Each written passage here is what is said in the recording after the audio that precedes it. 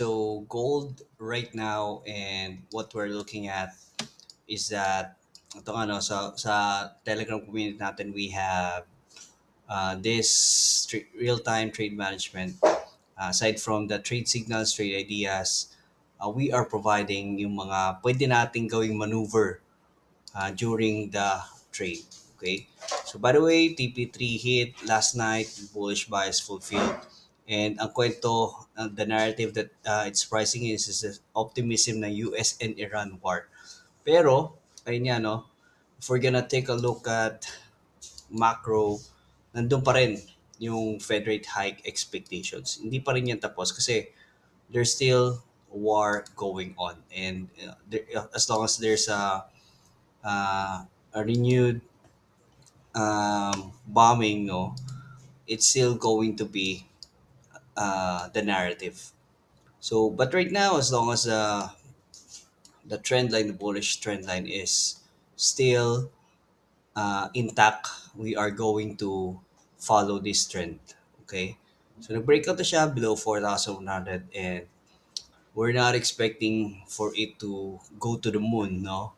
So, if we're going to take a look at this trade idea at around 4,077, we're just going to target 4,125 from there.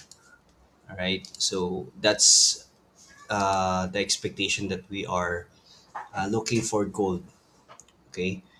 Um, ito yung ito yung cautious tayo last night, no. So dito tayo nag-notice sa pinakatuktok, and if you were able to ride this trend 4,100 to 4,160, it's going to be a lot already. So yan yung trend line na nabasa niya, very steep, like what I said sa video. So steep, medyo matarik, no, mataas yung pag-angat na to. Kaya medyo alangan tayo na tumodo. Ayan. So pero ngayon, if we are going to follow this trend, it's going to be a buy right here. Okay? Um, what we're looking at is this: if gold if gold is going to break this trend line, okay, we're going to target 4,050, 4,020, and also 4,000 level. Okay, those are the levels that we're gonna look. Yeah, so pag the break, wait for the retest, sell, and then all the way down. Okay, so again, manage your risk from there. Um, we are not going to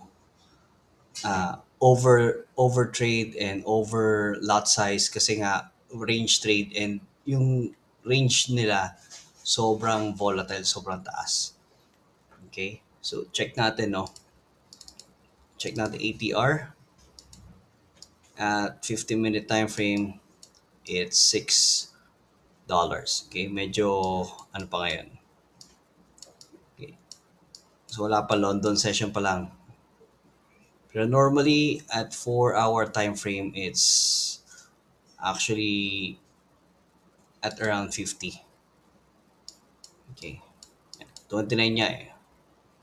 Okay, so last night, 61.